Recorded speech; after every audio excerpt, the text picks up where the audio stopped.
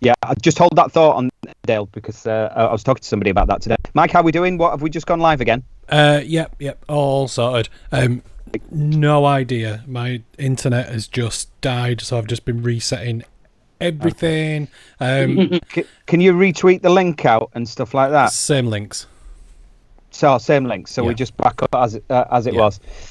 That's interesting. You say that, Ruth, about the script and things being rewritten, because I was having a conversation with somebody today who's gone back at Emmerdale, and they were saying a lot of their scenes have now become two-handers and a lot of telephone conversations as well, where possible, to keep that social distance in there. Absolutely. I mean, I don't know what they're... I got offered a block at Emmerdale starting last week, but I thought I was going back to Casualty, so it didn't happen. So I don't go back to Emmerdale till November, but I know everybody's back because I've seen it. But I know they're being really strict and really looking after everybody. Yeah. But it'll be interesting, you know, I'm sure there's no scenes happening in the Woolpack, but maybe with what Boris announced yesterday, they'll start, you know, maybe they'll do it like that. I don't know what their plans are. And then obviously what you've got with Casualty is the whole situation that it is actually a casualty department that's going out as a drama. So, you know, there's dealing with that as well, because how do you socially distance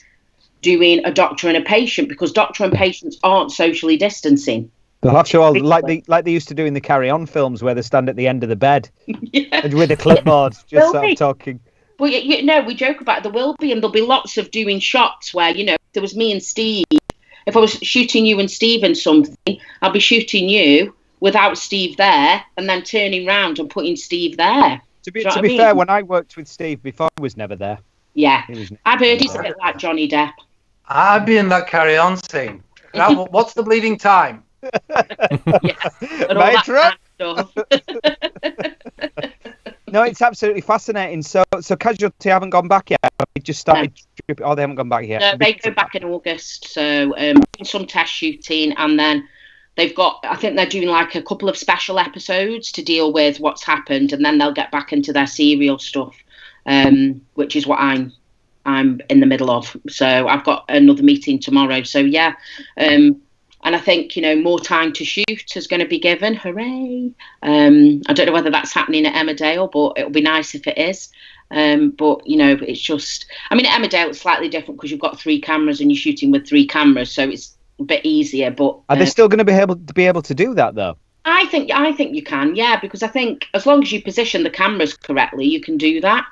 And they're so brilliant there. I'm no technical director, and anybody who's listening to this going, she's talking about cameras and is laughing, because anybody who's worked with me, because I'm no camera expert at all. But certainly, like when I've done stuff, they're so brilliant there that they'll be making it work. They're so experienced in what they do. So, yeah. So they've been thinking about it for the last 3 months, won't they? You know, the technical guys trying to get their heads around it and thinking, what can we do? Absolutely. So there will be ways, but there are then 2 scene things, lots of that and lots of monologues and whatnot. The Archers, I think, is the first one to start. I don't know if anyone's... I'm not a massive Archers fan, but it was worth tuning in for some of these, because you could see the actors in your mind's eye under the duvet in the back bedroom, putting their heart and soul into this hastily written monologue, trying to make decent stuff out of it. Well, they just being in their own heads with no doubt. Yeah, exactly, because that's what they've done, isn't it? And there was a couple of the actors were on Radio 2, I think, or on one of the shows on Radio 2, and they were saying, oh, and of course they said this, and I'm sure it's true, but who knows? They said, oh, it's been really lovely because you know, we've been able to hear the inner thoughts of the actor, and we never used the inner thoughts. There's the danger. There's the danger. Yeah. But just Emmerdale, I was talking to Kath, who plays the vicar. I was talking to her last night, and she says they've all got these big, massive wooden 2-meter poles, and they're constantly going round and just being utterly militant with it. And there's just so many stuff, and it's just like she was saying how it's, even though it's kind of they're reducing it to 1 meter plus, how they're just going to go, no, 2 meters. We've got the sticks, bollocks to it, and just stick. Yeah, and I just think that's so low tech but brilliant. It is brilliant, isn't it, though? Because it's the best way of doing it. And just, you know, you go that way, and you're 2 meters away from each other. Well, you say it's the best way, Ruth, though I did see online somebody who had some tights on their head with an apple in the end, swinging it, and that seemed to do the trick as well. Well, I can see Jeff Wardley, who plays Kane Dingle, doing that. Whatever works. I'm sure he'd be really pleased. but I'm sure they have to be militant about it, because you know what, especially as actors, you know what we're like. We'll soon forget that, and we'll be tonguing each other before, you know what I mean? Well, you see, I'm going to be careful what I say here. Steve's worked with me, but I can't imagine yet as a director being somewhere where I have to socially distance as my job, because my job, I'm not saying I hug everybody, because but I do like, when you're reading through stuff and you're reading through a scene on set, I like us all being together and kind of, you know what I mean? I can't imagine, I'm doing it now with my chair, but I can't imagine an actor being 2 meters away from me. Get back. Yeah. I can't actually quite get my head around that yet. To be fair, though, Rick, there's a few actors that I wouldn't mind being socially distanced from. Quite frankly, I'm only kidding. That is not true. That is not true. Well, there's no shame in it. But it does lead on to theatre, because I think that TV and film and whatnot have got a chance. They've got a plan. They've got a chance. I've heard of other things. August seems to be the time that people are trying to get it up and running for, like Ruth was saying. But theatre, man, my eggs and my baskets that I had set up for this year, it was going so beautifully. And I spent last year producing 2 plays of myself, putting myself in it, of course, doing the whole rigmarole, taking one of them to Edinburgh, losing my shirt on it, but doing everything that I needed to do. And it worked. It set some things up. Won the commission for the Victoria Wood Happy Festival, which I think I said off air, but that's happening anyway. So that's tell us a bit about that anyway. Yeah, the Happy Festival is a good thing, actually. Last year at the Bury Art Museum, the Victoria Wood Archive. I didn't know about it at the time, but they put on a show or whatever you call it, exhibition of Victoria Wood stuff, and she did keep everything from school reports and all that. There's no dirt on Victoria Wood. She is what it says on the tin, really. She got her head down and wanted to she had a piano in her room and a telly in her room and a typewriter, and that was it, really, from when she was a kid onwards, by the looks of things. And so it was a celebration of coming on the back of that, organised. The Victoria Wood Foundation holds it. They're the gatekeepers to all her stuff. So, but they let Bury have access to it, Bury Art Museum. So they thought, we'll have a festival called the Happy Festival. They still had some money in the pot, basically, for the festival. So we'll get some dance things, we'll get some stand-up things, loads they are going on, lots of different workshops for different things, people who are involved with Victoria Wood producers and things like that. Coming down to speak, there was even talk of getting, what was her mate called? Julie Walters. Julie Walters. Oh, yeah. Sorry. I thought we'd gone off again there, Michael. I thought we'd lost you. No, we're on. A big thing they were making out of it. And, of course, it was for May, the anniversary of one of her birthdays, it would have been. And there's a statue there built to her that was raised by public subscription, which got a lot of different comments about the whole thing. Who is it? It looks like Grayson Perry holding a dildo. That's a microphone. And it does have a look of Wendelene out of Lady Wallace and Gromit. Yeah. So anyway, I've written this play. So it's going to happen next year anyway. But at the time, they tried to put everything online and did lots of things that were going on online. So I took one of the characters that I'd written for it and did a vlog of day 12, day 43, as things in his household deteriorated.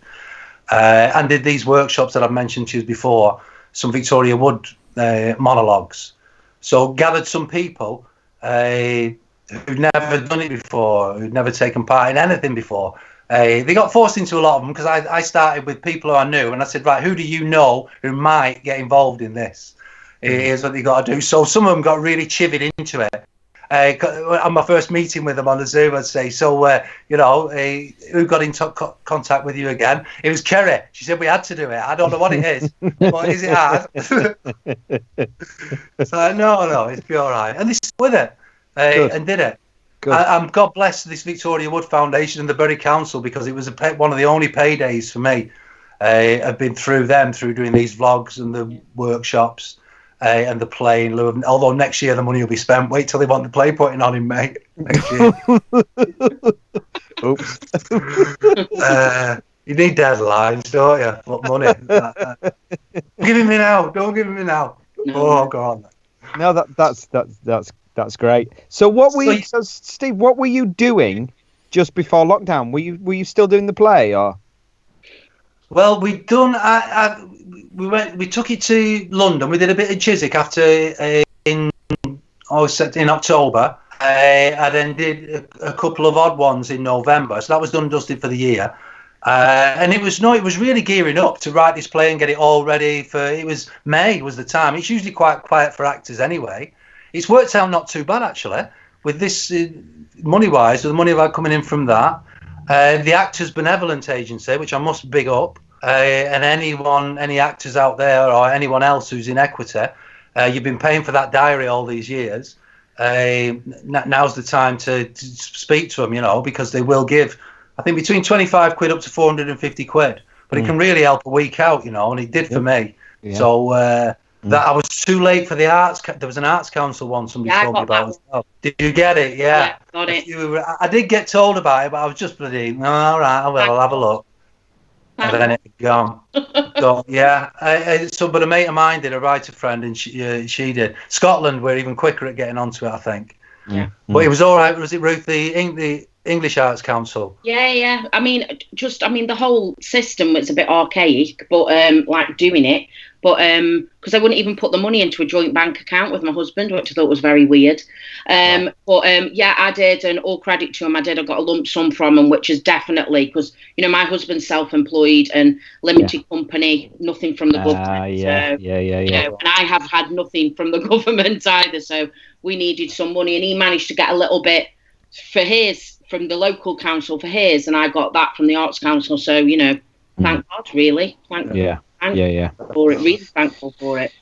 Listen, while we're talking about, I'm just going to jump some questions because we're sort of talking about the industry anyway at the moment, and it seems like a good time just to continue that and just sort of hopes and fears about the industry and about how you feel we're going to get back in. I was going to start with you, Steve, actually, because you mentioned obviously TV. It looks like they're gearing up, and lots of things are going to start going back, and they've got more things in place and more flexibility than theatres have. But what's your thoughts on theatres? Unless there's another spike, I really do think them industries have got a good shout now as well, especially the ones that have a bit of money behind them and good followings and all that. But theatre, it's fearful because people, they're opening cinemas, but I think for some reason the idea in people's heads, especially because it was a select group of people anyway, who wanted to go to the theatre, are often older people, if I'm fair. If we go across the board with a theatre throughout, often people who are not necessarily radical theatre that they're going to or anything like that. I think the demographic makes it an issue. And there's something about it that I think it's going to take bloody I think it's going to... It's really doing me head in because I'm trying to wrap my brains. Because like I say, theatre was what I've kind of geared myself up for at the moment. Because it's the only, if you're a bit part actor, it's the only thing you've got a guarantee of having something decent to get your teeth into and to talk to people about and work with other actors. Is to do theatre. But it's going to have to be outdoors. It's going to have to be. I don't know, but it's that getting some remuneration in for it and for actors as well. But maybe on some of these ticket sites you can do it and set it up for a place and a space. I'm going to try some stuff, but really can't see the theatres, like West End and all that. They're kiboshed. I don't feel for them particularly, but except for the actors and the directors and people working in there, Yeah, that is the thing, because it's not, we're not just talking about actors. I mean, obviously, as actors, I think sometimes we're geared up for this a little bit better than other people are, potentially, because I don't know about you, but I'm used to being out of work for periods of time. So I've earned more on lockdown than I have usually in the first 3 months of the year. It's usually dead quiet, isn't it? We're waiting for it to get going, or when the light's better, they can film outside. All right. And then suddenly. So it's been weird. Yeah. And the government, that little payout from the government as well, that was based on the yearly, thank goodness, rather than looking at any 3 months, because they could have found some lean and fallow 3 months. Absolutely, yeah. No, thank goodness for that. But yeah, you do feel for all creatives, and even in the TV industry, actually, because you imagine. And I could be wrong about this. I'm guessing with my limited experience of TV and film work, but a lot of the sets that I've been on, have been packed. They're packed with people. And I mean, I talk about the Peaky Blinders set a lot. There was just thousands of people running around. I know it's big budget and whatever, but are there going to be that many people again? Are they going to be able to pay those? Things are going to be tough, aren't they? Yeah. I thought of that with films. Ruth, with theatre and TV and things going forward, hopes and fears? Theatre frightens the life out of me, because I might be doing television, but I directed a play at the New Vic at the beginning of the year, and it's my home theatre. And what was that at the New Vic? I did Jim Cartwright's too. So and I've never directed there before, and and it went down really well, and I'm supposed to be going back there, but I don't even feel like I want to email Teresa, the artistic director, with suggestions, because I'm like, she's got enough on her plate without me going, what about this? What about this?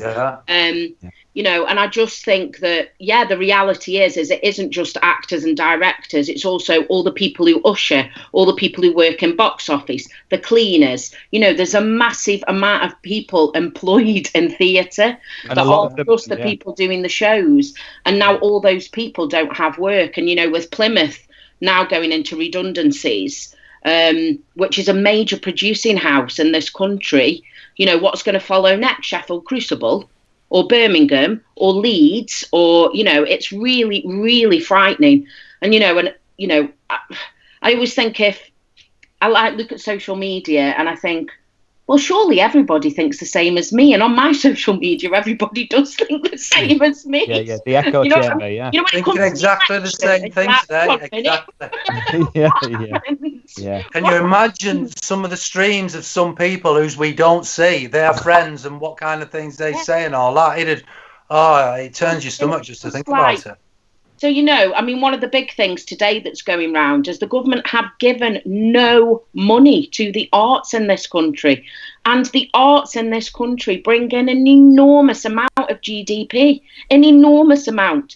It's not just the theatres, is it? Okay, so, Steve, I understand, you're going, I'm not really bothered about the West End, I understand, but so Theatre Royal, Drury Lane, has 20 restaurants and 20 pubs around it. Yeah, absolutely, yeah. From that theatre and post-theatre trade. Yeah. So it isn't just the show, it's everything else. Somebody said the other day, there was I don't know, somebody tweeted it, it was somebody brilliant who I'm following. And it'll be me, probably. It'll have been me. And they said, let's turn everything off for a day and then see what the government do. So let's turn Spotify, Apple Music, Netflix, Amazon, all television, turn it all off for a day, and then people go, art isn't important in this country. Absolutely. It's important. Well, it's the modern. Go on, sorry. Sorry, I was going to say it's the modern version of a general strike, isn't it? Yeah. Essentially. Yeah. It's the 2020 general strike. Turn everything off. Yeah. Because you're absolutely right. I saw the same thing. I can't remember who it was. It was somebody big, wasn't it, saying it? But it worries me. I don't know about theatre and TV. Yes, okay, it can go back because you can social distance better. You haven't got an audience. But like you say, there's going to be smaller crews. And also big budget stuff. I don't know who I was reading about, somebody who's got some Amazon series, like he's put everybody up in a hotel, everybody can be tested for coronavirus, blah, blah, blah. What happens to all the independent companies who can't afford to do that? What happens to all the people who are coming through doing the brilliant stuff on Channel 4? Yeah. Do you know what I mean? Or kind of the indie companies, which is where art starts and all the brilliance starts, and they're just not. It's depressing, man. It is. It's depressing. Really? I mean, something will come out of it, and we'll see what arts are in this country and all. But shit, man, I don't know. It's so sad. It's dreadful. I mean, I really, like you say, come on, and I really want to be positive. I know, right? Come on, please, ask us an no, wait, I'm trying to get it all out of the way, and then we can get onto the positive stuff while we're on it. Yeah, no, I think we're fucked. Move on. but I think with the Plymouth thing happening, and I know that our local theatre. I know I'm between Wakefield and Leeds here, and I know Wakefield Theatre Royal, which the artistic director down there, relatively new, Katie Town, she was trying to get them producing again and doing things, and then this happens, and I know they're really struggling. And when you talk about small, Mike and I know Mike doesn't act that much now because he makes films, but when we started, that's where we started. That was the first theatre that I played, and without that, I probably would have done, but I wouldn't have been. Oldham Coliseum. I was there in January doing a fantastic little show, and theatres like that I worry about. I think Leeds will be fine. I think they will. I think places like that get decent support from the Arts Council. It's going to be tough. I know it is, but I just feel like they'll pull through. They're a good team and they'll pull through. But you look at their commercial theatre premises that rely on big shows coming in, and you think some of them are absolutely screwed. And Sheffield. So obviously I was the associate at Sheffield. So you've got 3 spaces there. So you've got the main space, which is where they produce their big musicals and their Shakespeare's and all that. Then you've got their studio, which always takes a punt on new companies, new work and all that. Yeah. What's going to happen to that? Then you've got the Lyceum. Yeah. Now, the Panto at that theatre helps to fund the rest of the work. Yeah. So, the big musicals that tour there help to fund the rest of the work. Yeah. So, and that isn't just the work on the stage, because the thing that worries me is what happens with all the creative engagement work that all these people do, who are going out there to people who don't come to the theatre. Yeah. Do you know what I mean? That I just, I'm somebody who, unless I got the parents I would not be doing this. Mm. And I just go, where is that voice? Where is that artist going to come from in the future? Yeah. And I already worried about it, and now I worry about it even more. Yeah, that's my statement. I think a positive, but I guess a positive spin on that might be, and we've had a few people. We had Rod Dixon on from Red Ladder, and. He's great. He's great. He's Rod. And he was saying, I think it was Rod anyway. I might be giving him credit where it's not true, but he will have been thinking this anyway, knowing Rod. That there are certain companies that are not in buildings. Because it's the companies and the producing that are in buildings which are really going to struggle, and I think there are companies like that, and like Slunglow in Leeds as well, who, yes, of course they're all going to struggle, but this is what they do. This is sort of what they thrive on, and I think there'll be some really wonderful work coming. Well, I knew Alan Lane for president, for prime minister. I was at university with Alan, so I've known him that long, and. And I just think he should just be the Prime Minister, frankly. We'd be living in a better country. Yeah. I'd vote for him. Okay, look, let's move on slightly. Although what I do want to know is, Steve, from you first, is what was the last line that you said to a live audience?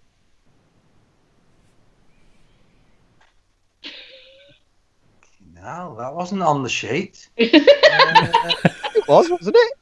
That wasn't the line. Well, that's the line. It's fine. I thought you were reenacting it for a second. I did. I'm going through it. I know what it is. It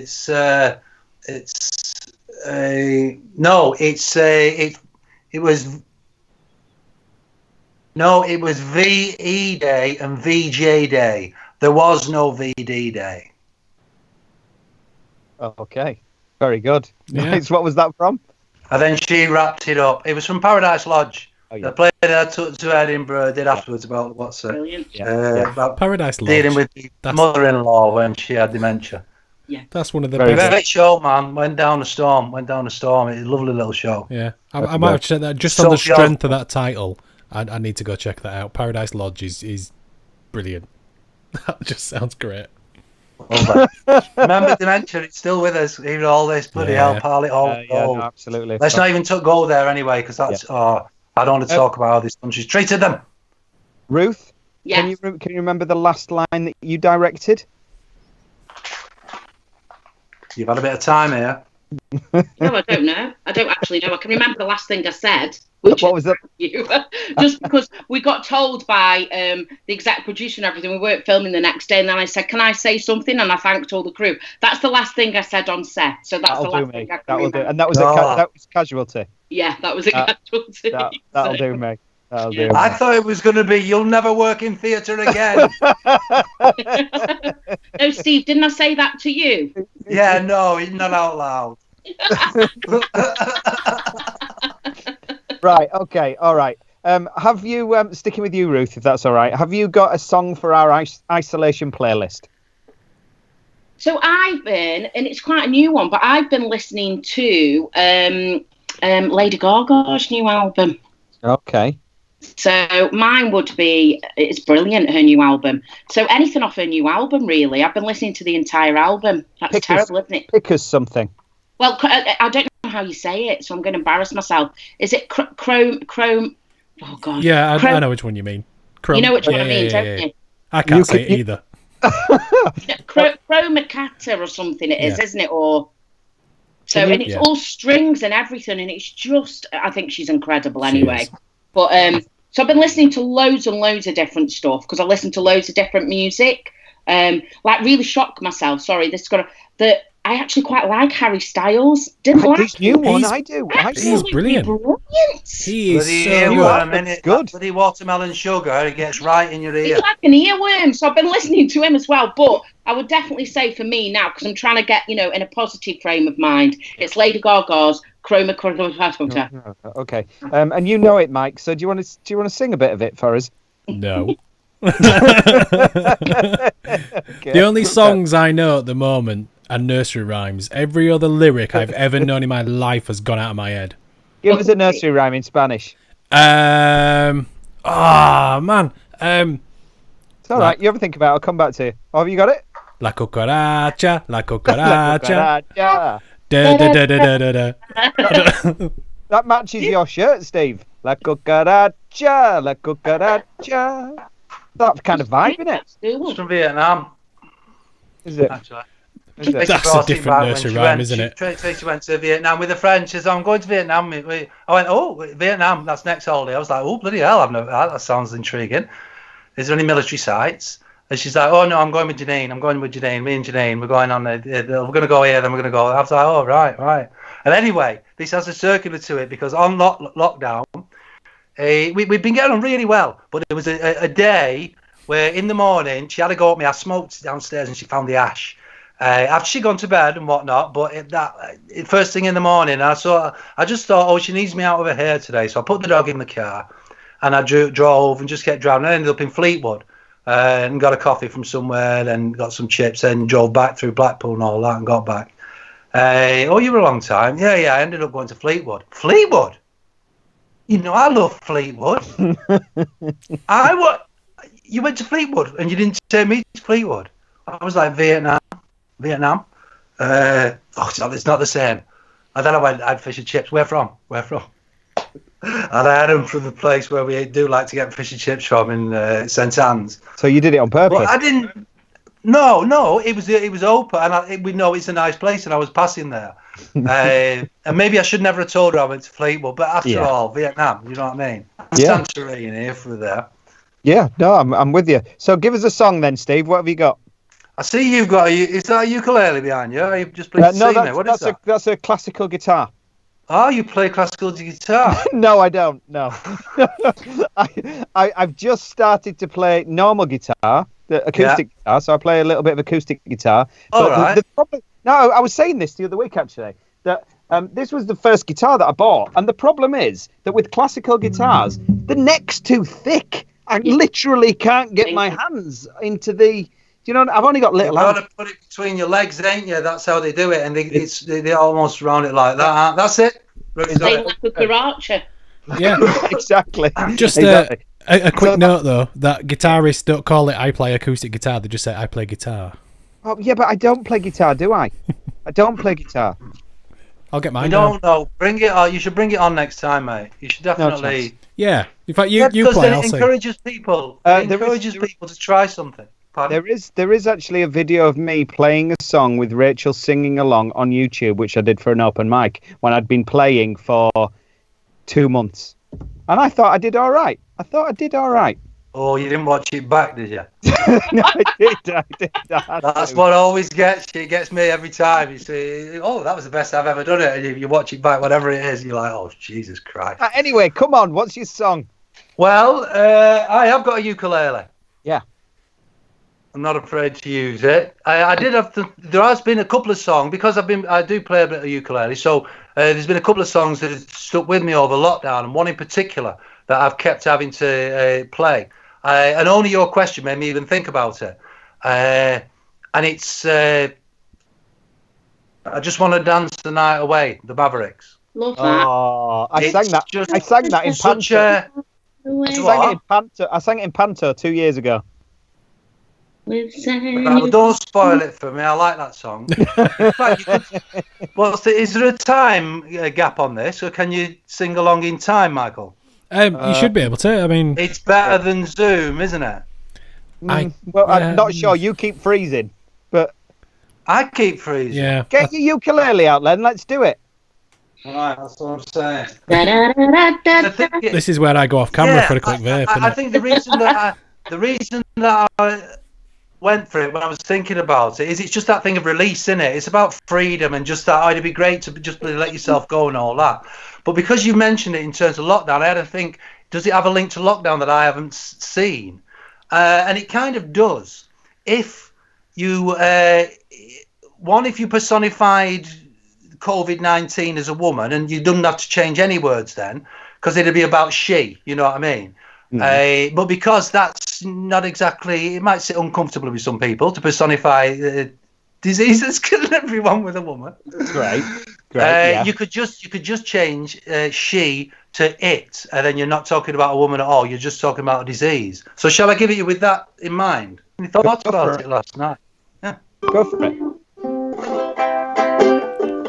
Can you hear that, Michael, on your earphones? Bop, bop, bop, bop.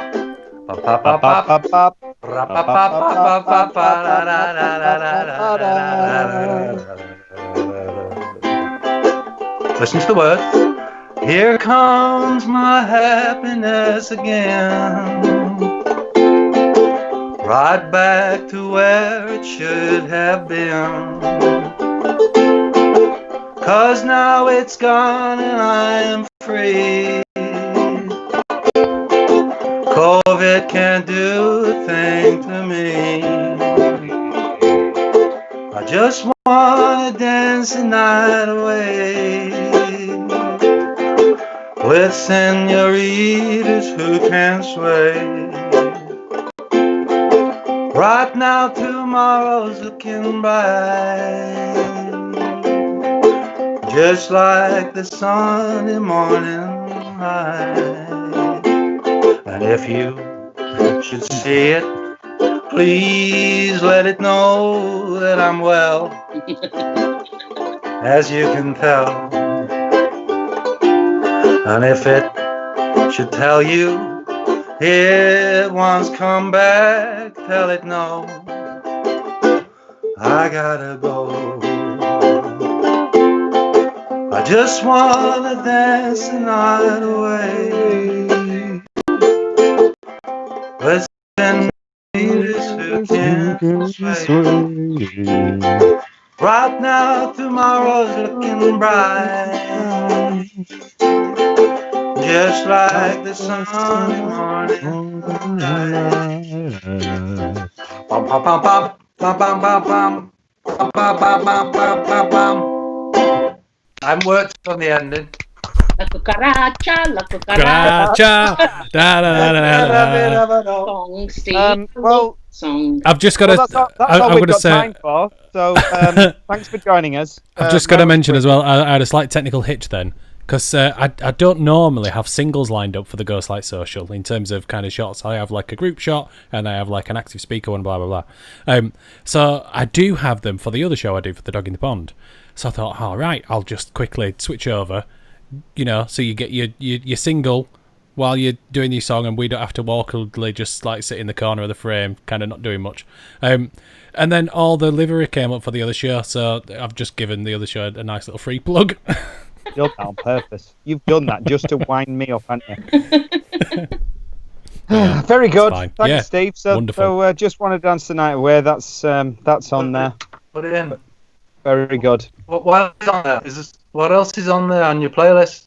Really good question, Steve, because we got kicked off YouTube, didn't we? So the isolation list, the list got kicked as well. So I'm rebuilding it at the moment, and I can't remember what I put on. There's Don't Stand So Close to Me, Police. There is Isolation by Joy Division. You see, mine wasn't clever, was it? Just a song I like. Oh, don't worry. There's also the No, Tequila song. they've overthought it, I think, as well. I mean, I found the link, but I only found it afterwards. Oh, and I'm sure if we heard the lyrics, Ruth, to Kana Kana Chicha, we could probably work out some. There are no lyrics, it's just loads of strings, and I think that's probably what it is for me. I listen to lyrics and I always see the meaning in it, and I'm like, I quite just enjoy not doing it. Absolutely. And it's kind of like on my Sonus like this, really loud. Makes sense. No, there's a couple of classicals on there. There's all sorts Pina of real Colada song. Pina Colada. Yeah, don't knock the Pina Colada song. I got some Paloma Faith on there. Yeah, I love Paloma Faith. I'm dressed to the Pina Colada song. You absolutely are. Sarah in the chat says that she's loving the energy tonight, so thanks, Sarah. Oh, that's thank you, Sarah. Yeah. Thanks for joining. And Sarah, thank you as well, Sarah, for sending me those the ones you remembered that were on the original playlist. Very much appreciated. So why did you get banned from YouTube? Was it we don't know. Racist? What did you do? We don't know. We don't know. Yeah. They don't tell you. We have a suspicion. We have a suspicion. But we don't. Well, you can't say what the suspicion is, though, can you? Well, no, we'll probably get kicked if we say it again. We'll probably get. Well, because if you really didn't know, and it was something that you thought that was innocuous, because some people are getting kicked off for putting a picture of Hitler or something, no matter what it's linked, or a picture of a cat that looks like Hitler, because the algorithm is seeing Hitler and things like that, and it's what the algorithm's seeing or hearing. Yeah. That's what we suspect. We did something that triggered an algorithm, and we appealed it for a human to look at it. And the human looked at it and upheld it. So, but we did everything in good faith. Yeah. So, okay. But there we go. Fine. Anyway, but we're back on. We're back on. We've got a new channel. Yeah, that's we've fine. got a new channel. It's absolutely fine. Because I have got a German helmet here. If you want me to put it on, I'd rather you didn't. What I would like you to do, though, Steve, is tell me your favourite industry moment. I think it was working with you, mate. Oh, do you know what I mean? I'll tell you what, I can sit down on a couch and get in a car and drive it away. Don't you worry about that. Well, because it wasn't a moment, but it was. I suppose it was that show. Yeah. Although the moments on that show was when I got to sit down next to Kenneth Cranagh and have a good chat with him, looking awesome. Yeah.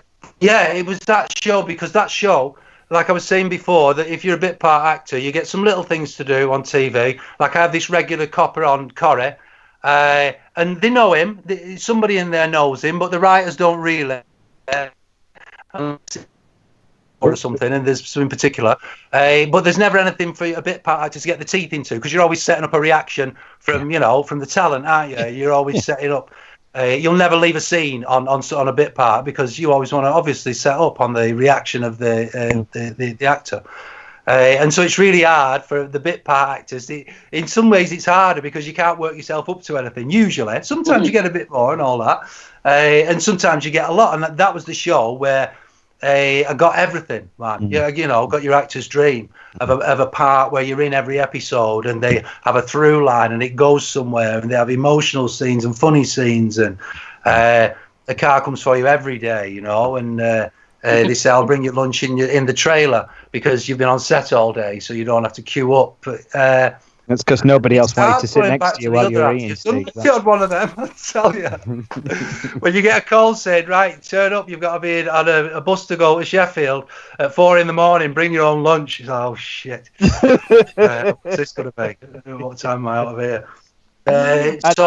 Just that, because it's a highlight. It's just a little taste, isn't it, of what, as soon as you got that full time, you know, you'll be able to say to the rest of the idiots who are moaning about not getting work, oh, stop moaning, you got a chip on your shoulder. But until then, yeah. And of course that was in the flesh, and we had the lovely Marie on a few weeks ago, and she said the same thing. That show, she said. Did you mention me?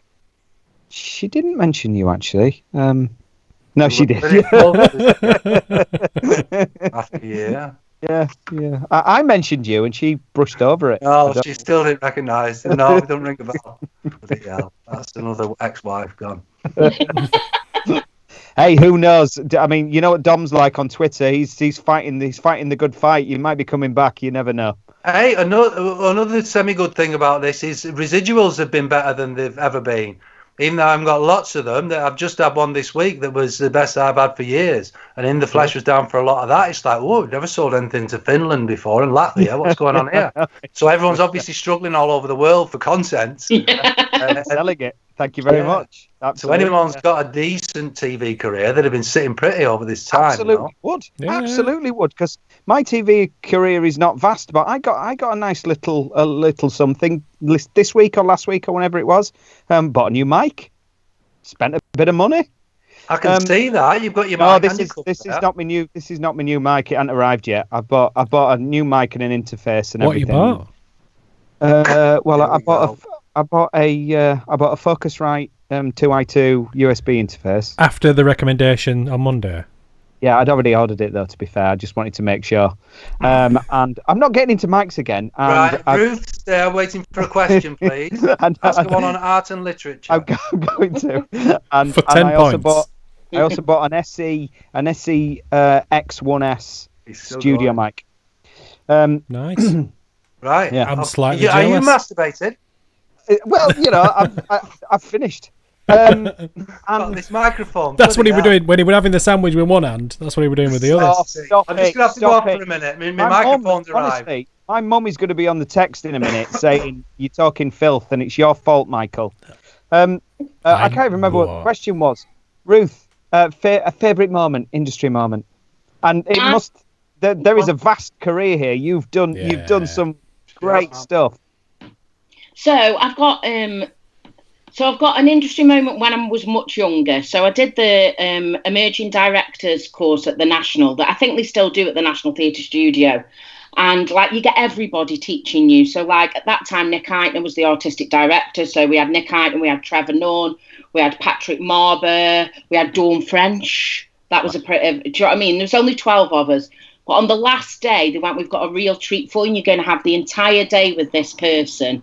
And it was Ian McKellen. Wow. Okay. And we had the entire day. I was only, how old would I have been? Probably 24, 25. He'd just finished Lord of the Rings. So that's where he'd been filming. He came in with leather pants on and a white shirt. Do you know what I mean? Sat down and just was charm personified. And I don't mean arsey, I just mean like, what an amazing man. Oh, I'm well gel, man. And we just got to ask him. We just literally spent 8 hours asking him. Wow. And then it was like, because it was the last day of our course, we all had drinks like in the National Theatre Studio. And I was the only one who hadn't got an RP accent on that course. So we obviously which is not surprising, like, is it? I'll talk to her. Yeah. And he just kept filling my wine glass up and talking to me, and I was like, I'm getting pissed with Ian McKellen. So that's one that really sticks in my head, because like I was 24 and I was like, oh my God. And can I just tell you one more? Is that all right? Yeah. Go for it. As long as it's as good as that. If it's not, I'm going to cut you off. It is for me. So I'm a massive Sopranos fan. Right, okay. So I think Sopranos is one of the best things. So when I was working with Matthew Watchers, who now runs the Old Vic, and we were doing, I don't know whether we were doing Lord of the Rings or Ghost. I can't actually, it must have been Lord of the Rings. I went to New York on holiday, and Matthew got a play on in New York that James Gandolfini, who plays Tony Soprano, is in. I was in. And Matthew said, you can have my seat, so I didn't have to pay for the ticket. Brilliant. And after he went, do you want to come meet him? And I went, what? And I said, do you want to come meet him? I went, yeah, okay. So I met like Hope Davis, Jeff Dan, Hope Davis is Marsha Warren, Oscar winners. I was like, hi. James Gandolfini opened his dressing room door and Matthew went, Jim, this is my friend Ruth. And I just went, and Matthew looked at me and I was like, I couldn't speak. I was like, oh my God. And then I did pull myself together. So they're not really interesting moments. They're Ruth's embarrassed herself in front of really famous people. It all counts. Yeah, they're the best just ones. to me, I mean, he's passed away now, but I was just such a massive fan. And I was just like, oh my God, I can't. And I think we should never lose that in this industry. I'm not saying we should put people on pedestals. No. We should have a reason we like people. And I liked him. You know what I mean? It wasn't because, and I don't think we should lose that kind of, this like fandom of, right, I like you because you're brilliant. Do you know what I mean? Put them on a pedestal. I'm not interested in that crap, as I'm sure you can imagine. But yeah, those are my two that stick in my head. Yeah, that's great. I'm glad you asked me before her, because I couldn't follow her. I had a feeling, Steve. I just had a feeling. I went with it. I had it. Roll me curtains. Tell you something, though, Sopranos is one of those TV shows that everybody says is amazing, and I've never watched. Right. But it's one of them that I kind of... But I really like it. He did a film with Julia Louis-Dreyfus. It was maybe his last film before he died, and it was this really kind of weird, dramatic rom-com, and he's magnificent in it because he's just this unlikely romantic lead, and he's so kind of not desperate, but he's so into Julia Louis-Dreyfus. Well, I completely and utterly fancied him. That's why I was like, I just fancy him completely and utterly, and he is. Probably not everybody's type, but just again because he's so brilliant. Sorry, I interrupted you, Michael, because I was getting excited. But that's exactly what because he's got that kind of, he has got a persona which is more than just his appearance. His tone of voice and his manner and how he builds chemistry with people. You could see it through this performance, like how they went from kind of really awkward. Because it was like a really, really awkward kind of start, and then at the end of it, you were just so rooting for him. It was amazing. It's such a... I forget the name of it, but it's brilliant. I'll have to look that up. Because what was great was seeing him on stage. Because I know that he was really nervous about doing it and being on stage, and he was phenomenal. And again, exactly what you're saying.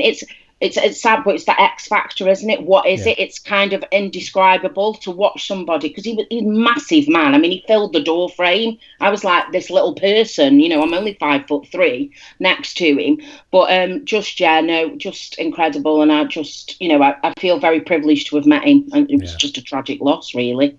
I heard as well that they're doing a Sopranos prequel, but his actual son's going to play Tony Soprano.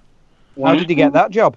Well, I think he must have gone through the auditions, finishing the screen test, and A bit like Nicolas Cage. I would have thought so. Yeah, I'd have thought so.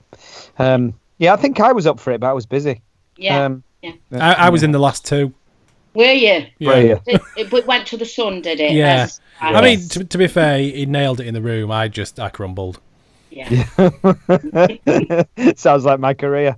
Right. Okay, good. So, Ruth, sticking with you, most coronavirus thing you've done during lockdown?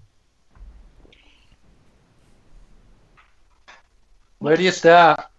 What is a coronavirus thing? Well, it's probably something that you have done that you probably wouldn't have done if we hadn't have been locked down. So lots of people have said, banana bread, baking. No, I haven't done any of that crap. Do you know what I've been doing? This is really sad. I can't believe I'm going to admit this. When we particularly had the really good weather, like not now, but in the middle of it all, I used to sit outside in adult colour.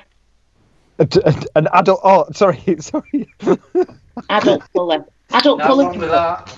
Nothing wrong with that at all. Adult colouring books, and I bought myself 100 new gel pens. So that's the most corona thing I've done, which is because I only do that on holiday. Yeah. All right, he's showing off now. Yeah. No, that's what I did. That's my adult colouring. It's the same, but it's just 3D. So that's the most corona. That's the most corona. I haven't done any banana breading or what. Who can be bothered? Yeah, I agree. I couldn't agree with you more. I think that's the most coronavirus thing I've done is adult colouring. But are you any good at it? If my cousin was listening, she'd shout and say, "She can't stay in the lines." So obviously not. But I think I am.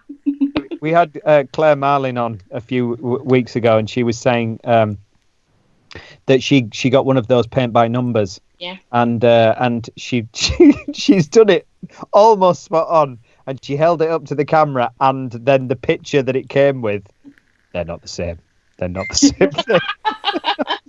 Luckily, my adult colouring books are in another part of the house. Nowhere near here. Oh no, we made her like go downstairs and into like, we did, didn't we? We were like, "Are you going to go again?" And she's like, "Are you serious?" We're like, "Yes, we want to see it." we made Claire do that, and we made Matthew Lewis go down and get his face mask, didn't we? Oh, funny. Okay, yeah, that will do. Adult colouring's good. Steve, what's your I did order a jigsaw for Tracy. It's still not bloody come. I ordered it weeks ago. We'll see about that. I did bake a banana bread, as it happens.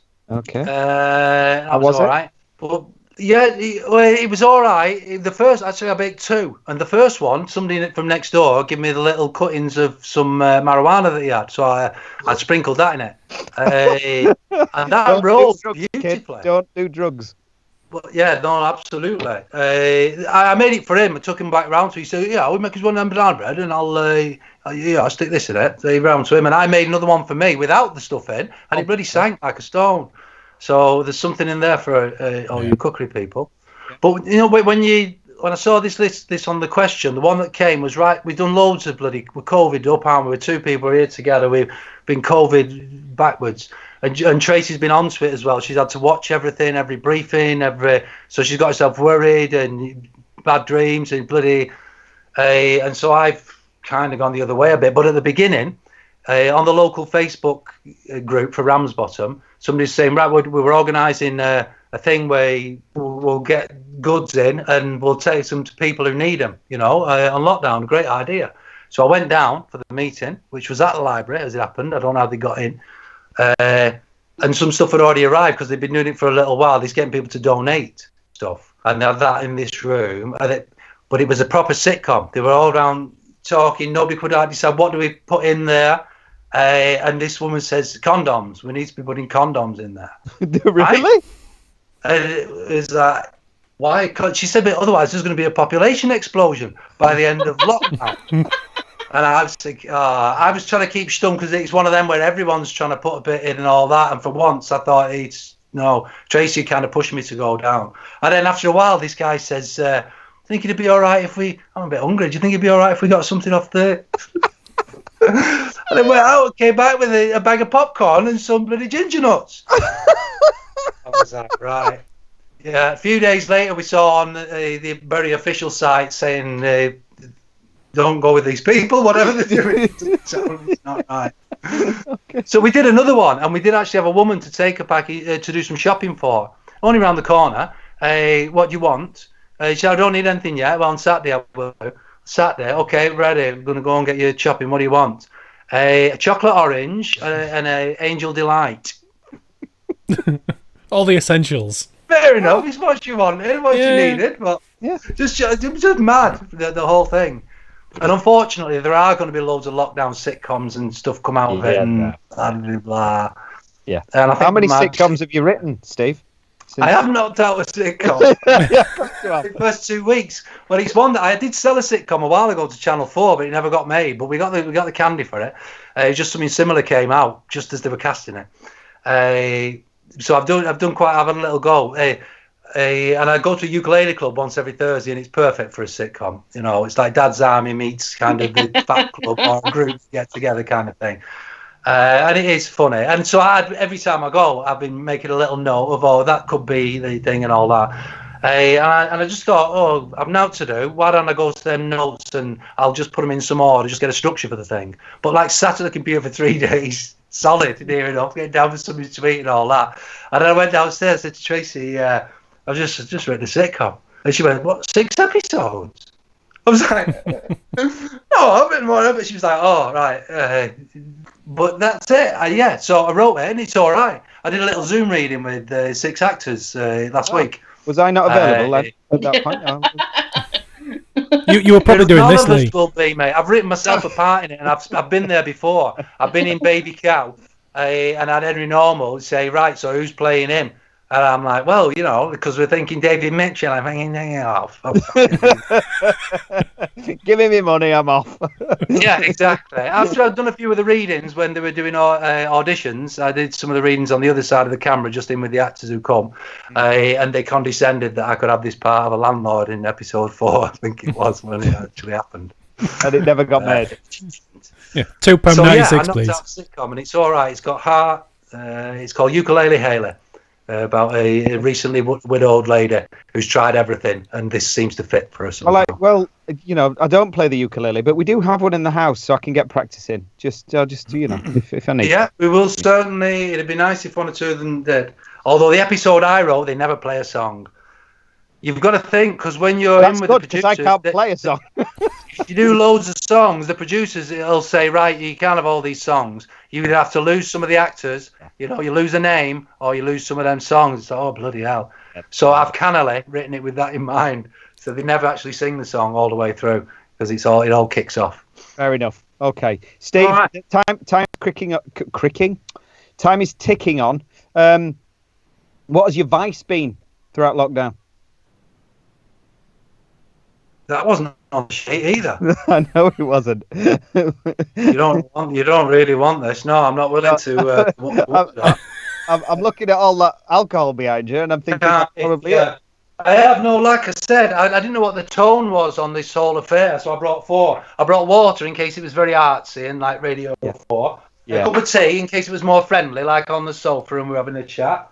Budweiser in case we were getting a bit pally, And then if you wanted to get banned from YouTube again, I've got me decent rum in there and all that. Get a bit of that down. that was the banana bread. That was getting so no, I have. Oh, is that the kind of thing you were thinking of? Banana bread? Yes. No, because I'm pre-diabetic, so I'm steered away from everything really sweet. Tracy, even knowing bargain booze across the road, I went over yesterday to get some cigarette papers, and I was just looking over, and the girl behind the counter, who went, no, Lisa, she said, stop eyeing the sweets, Steve.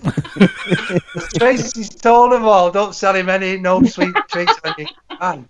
Oh, dear. I was only looking. Don't even look, you know what you like. So it's, right. Don't even look. I did, it's worked. My blood sugar's come down. I was only on the cusp or whatever, and it's better for me, because I used to have, late at night, I could eat a full packet of Jammy Dodgers. Do you know what I mean? It's that, you see me nervous energy that I have. It never stays on, but obviously it's in my body killing me. I get what you're saying, Matt. Thanks. Anyway, peace out, everyone. I hope your new microphone's everything you wanted it to be, Lee. Me too. Ruth, what's been your vice? Apart from gin. Okay, we'll add gin to the list. I love gin. But my vice has been sugar-free cherryade. Okay, that's interesting. Because I was in a Tesco the other day, and there was 24 cans of cherry Pepsi Max. Yeah. For £6. That's good. That's really good. Yeah. It's really good. Well, you want to go old school, 69p co-op cherryade sugar-free. Wow.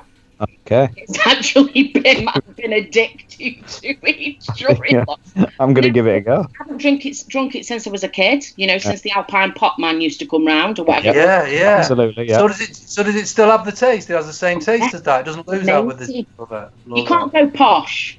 I tried like the Fanta one, the Fanta cherry. It's no good. No. You've got to go proper co-op. Yeah. I mean, beautiful.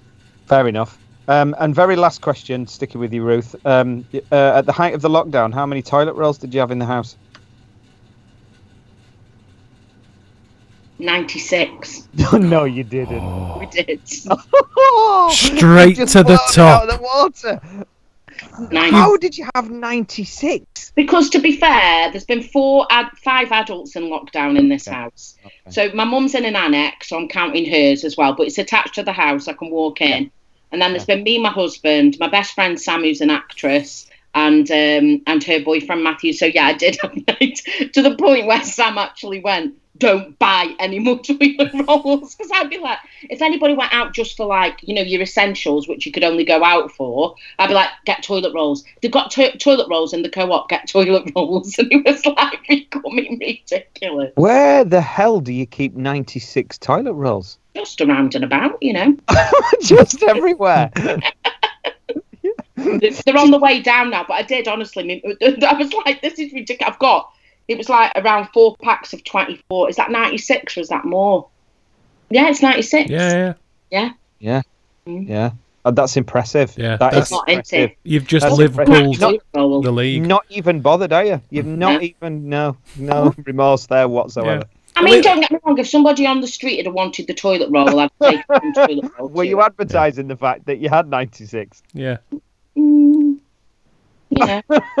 I kept my eye out because we've got some, you know, people of an age on our street. So if anybody had been struggling, I'd have given some toilet roll. But I'm not running out of toilet roll. No. Steve, can you top that? Good point and well made. Yeah, it wasn't. We normally Tracy gets this stuff online called Give a Crap. Oh, we've had a couple of, So you get a huge box of it, but we were almost towards the end of that. So I think we just topped up a few at a time. So we didn't go panic on that. We've got other flour. We've been on lots of flour and yeast hunts and all that kind of thing. We certainly did to the max.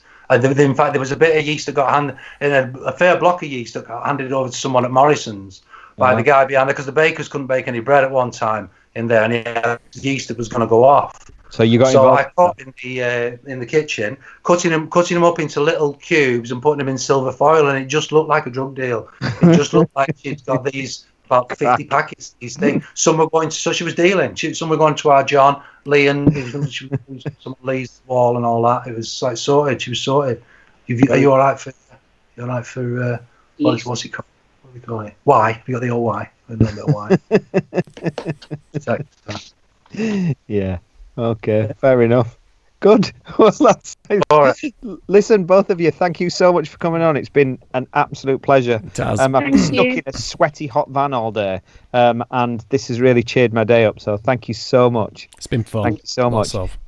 We're going to finish. Lovely to see you, Ruth. Lovely to see you, mate.